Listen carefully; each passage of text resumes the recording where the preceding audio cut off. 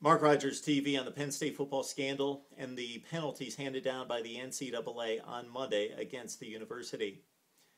First off, let's state that this situation is completely unprecedented, so in no way can we compare what happened at Penn State to football violations of the past involving recruiting, handing out money to players, or altering grades. This situation, this atrocity, this tragedy, is a violation against humanity and decency and dignity.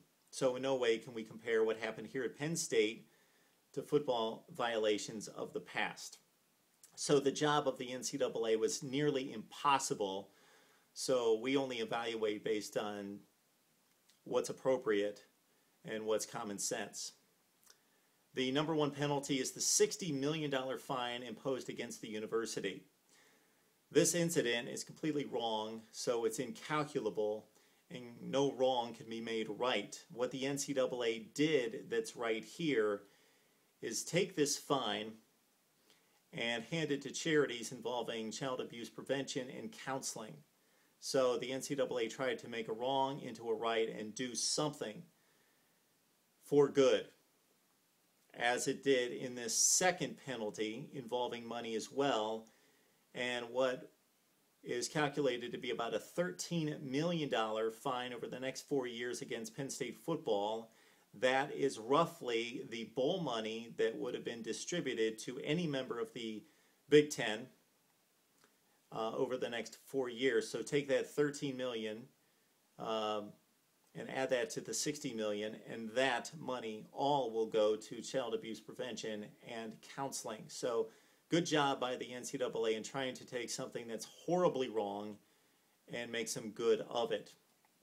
Now let's look at the more football-based penalties. Next up, we have the scholarship reduction from 85 to 65. So for the next 4 years, Penn State will play with 65 scholarships versus 85.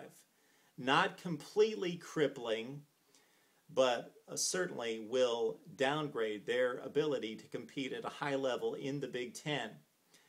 Let's take of note here, very importantly, that football players playing at Penn State for the next 4 years have the choice of staying at Penn State. So players that we expect to stay and play football over the next several years at Penn State either have a great loyalty to Penn State, their teammates, their coaches, the university, just love going to school there, and are probably scholarship athletes who think student first before athlete, or are players of a lower level who would normally compete in the MAC or in other mid-tier conferences who now have that choice of possibly playing at Penn State.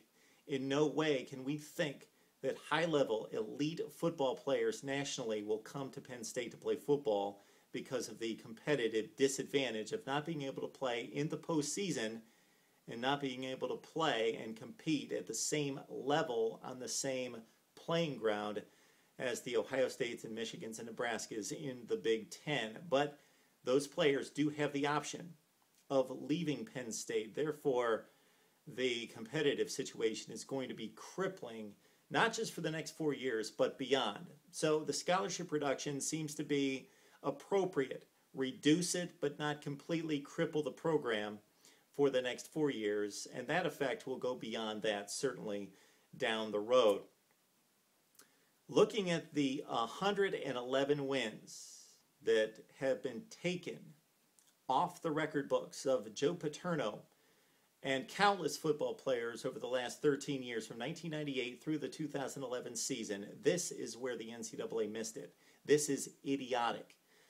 We are penalizing, first of all, Joe Paterno, who's not here to be penalized. His legacy, his reputation, his name has been tarnished and obliterated beyond belief. Inside the college football world, Penn State is still regarded as a football program, but beyond that, to the normal person, to the public at large, they will now think of Penn State and Joe Paterno only in one manner, involving this indecency.